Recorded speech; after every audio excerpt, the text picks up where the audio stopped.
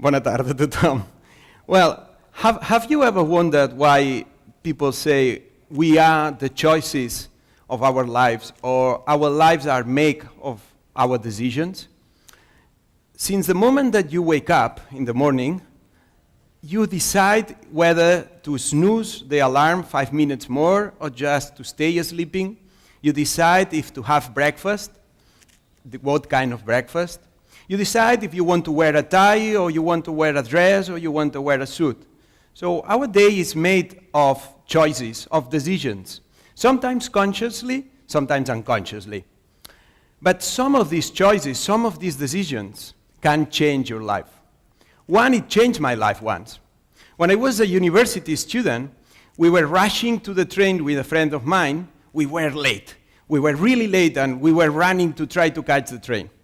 And when we arrived to the platform, we heard the sound of the signal of the train, the doors closing, beep, beep, beep, beep, beep. So I said, I quit. We're late.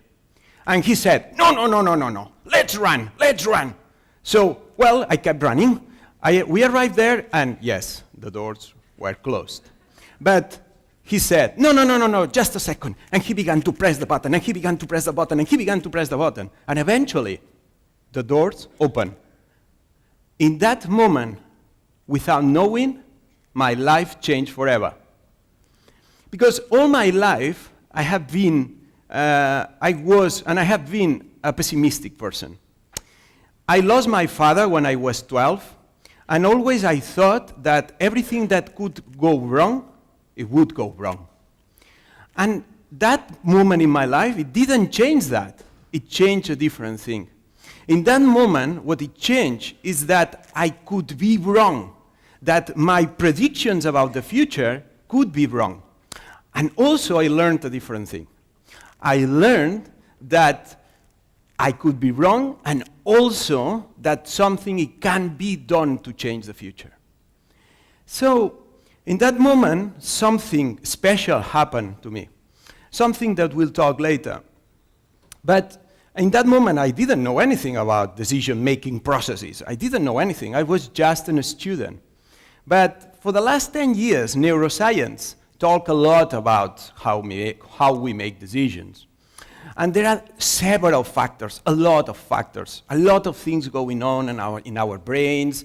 But there are two things really important to make decisions. One, our prefrontal cortex. It's where the logic is where the language is where the reason, what makes us humans is here. In 1983, there was a person that used a lot his prefrontal cortex, and that's why you and me, we are here now. His name was Stanislav Petrov, and he was a missile operator in Russia.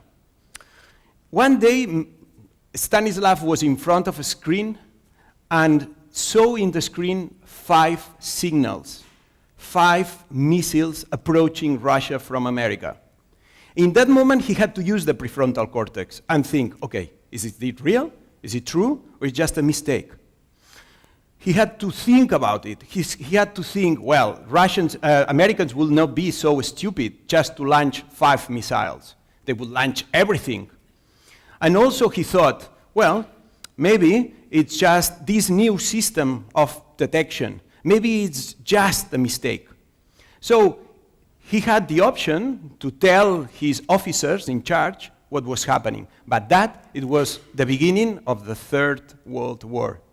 And then you and me, we wouldn't be here now. So he decided not to say anything. He decided to use that and to save literally the world. The second thing happened in 1903. It was the Wright brothers. If the Wright brothers had to listen everyone else, we wouldn't be flying now probably, because they used again the prefrontal cortex, and they began to think logically about science, how to create a flying machine, how to control a flying machine. And because they were using that, now all of us, we can fly. But also, we have a different machine in our brain. It's called the dopamine neurons. And the dopamine neurons, we could call them the neurons of pleasure. Because what they do is every time you think about something that is going to happen, if it's good, then you have a very good feeling inside you. They are the neurons in charge to predict the future, to think, if I shake the hand to that person, he will be happy. They are the neurons in charge of saying, if I shout to this person, he will be angry with me. They are the neurons in charge of forecasting, of predictions, of seeing the future. So with these two tools, we create and we make our decisions mainly. But how this works, how really we make decisions sometimes, and why sometimes it goes wrong? Well, what we do, first of all, we set a goal. We say, I want to kiss that girl. I want to win the lottery. I want to change my job. And then we create in our brain a lot of dopamine, so we feel good. We feel really excited about something. Well, that's the first step, because then we have to make a decision. We have to decide whether to try it or not, whether to stay there or to do something about it. If you try it, if you really want to try it, and you make it, you succeed, then you have a lot of dopamine in your body. You feel good again. But if you fail, then what happens inside you is that you don't have more dopamine. And then you feel bad. You feel frustrated. You don't feel good. But something magical happens in that moment. Your neurons begin to rewire, to reconnect in a different way. They learn. They learn how to do things differently. So, feeling bad, it's good. Sometimes what happens is that we decide not to try things, not to risk. Why? Well, because we are afraid of failing. We are afraid of not making it. And then what? Well, when you decide not to do it, what happens is that you don't have dopamine. And then you feel bad. You feel bad, but something worse happened. What happened then is that you don't learn, because nothing happens. If you don't learn, then you think that you were right. For example, if I want to kiss that girl, but I'm too shy, believe me, happened to me. If you are too shy, what happens is I say, oh, no. She will reject me. She doesn't like me. So you don't try it. And because you don't try it, you keep thinking that she doesn't like you, that she will reject you. So you feel good about feeling bad. And the third option, it's even worse. The third option for me is the worst one. It's the following one. Because you want something, but you are afraid of being frustrated, you change your way of thinking, and you say, no. For example, in an exam, think about an exam. I'm sure that you know someone that when you approach to him, they say, hey, how is your exam? Are you prepared for the exam? And he says, well, I'm going to fail. Well, come on. I know that you try hard, you studied a lot. And he says, yeah, that's true. But you know what? I prefer to think that I'm going to fail and then to have a surprise rather than simply thinking that I'm going to pass and then to feel frustrated. And that is a terrible plan. Because when you begin to think that you are going to fail, there is no dopamine. There is no feeling good. And if you begin to create images of failing, because you want to think in that way, you begin to feel bad, anxious, nervous, unfocused. And what happened at the end? You fail. So you were right from the beginning. In 1941, Adolf Hitler made two really bad decisions for him. Really good for us, very bad for him. The first one, it was, well, we are winning the war. We invaded France, we invaded Poland, we invaded Netherlands, we invaded Belgium, we invaded Austria. We are invading now Russia. Operation Barbarossa. So he put a lot of people, a lot of resources to invade Russia. And you know what? He was winning the war. Until he arrived to the doors of Moscow. And here it comes the second bad decision. When he was there and he was convinced that he was going to win the war, he decided to stop. He thought that the Russians were too weak, they didn't have enough resources, so he decided to wait for a while. In that moment, what he didn't know is that the Russians were pulling out all his resources from Siberia, from the eastern part of Russia. And that was the beginning of the end of Adolf Hitler. Sometimes our past experiences don't tell about the future. We think that. We think that our past experiences tell a lot about the future, and it's not true. The future can change in any moment, for good or bad, that's for sure. So, now what? What to do? There are good news and bad news. Let's begin with the bad news.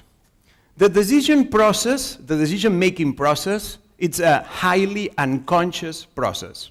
So you cannot control it. They are the bad news. The bad news, the good news, is that the 0.25 seconds you cannot control. After that, decisions are under your control.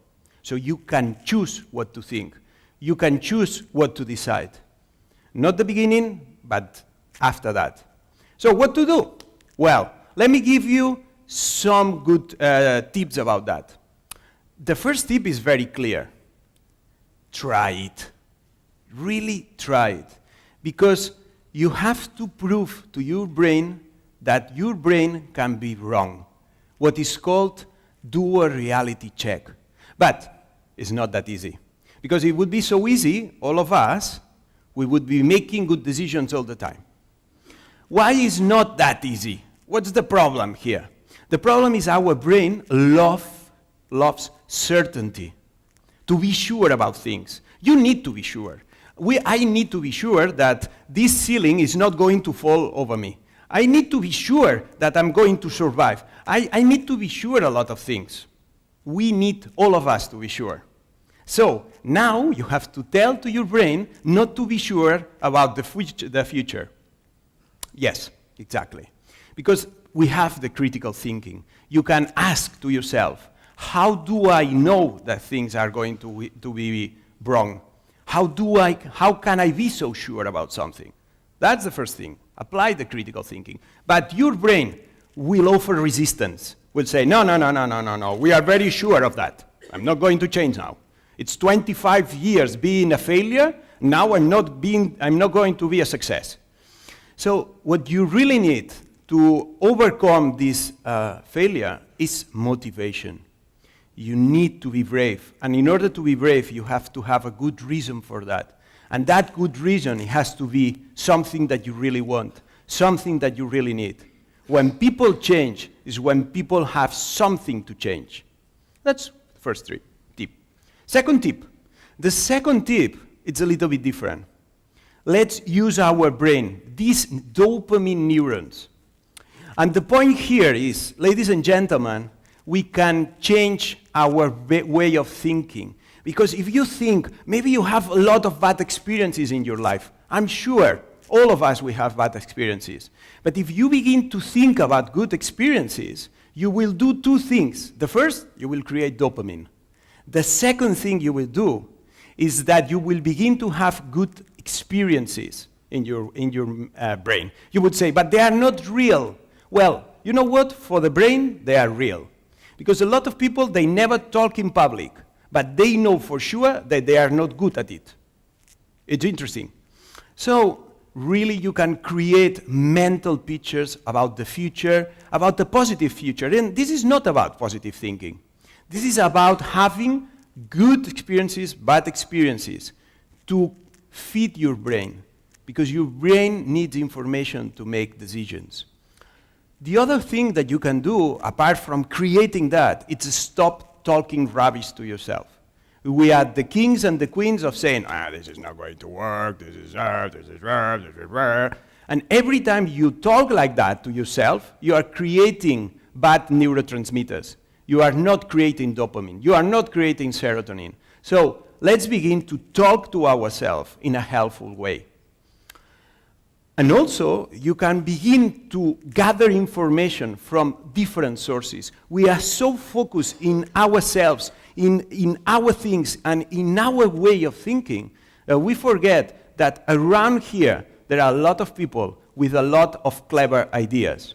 If you begin to use all this information, if you begin to think in a different way, if you begin to create different experiences, if you begin to talk to yourself in a different way, then your brain will begin to make unconscious decisions a lot better than it does now. But it's up to you.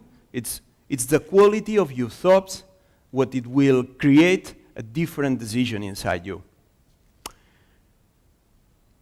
When I was in front of that train, I never thought that from being a shy, pessimistic, geeky engineer, one day I would be talking in front of so many people, and especially in English.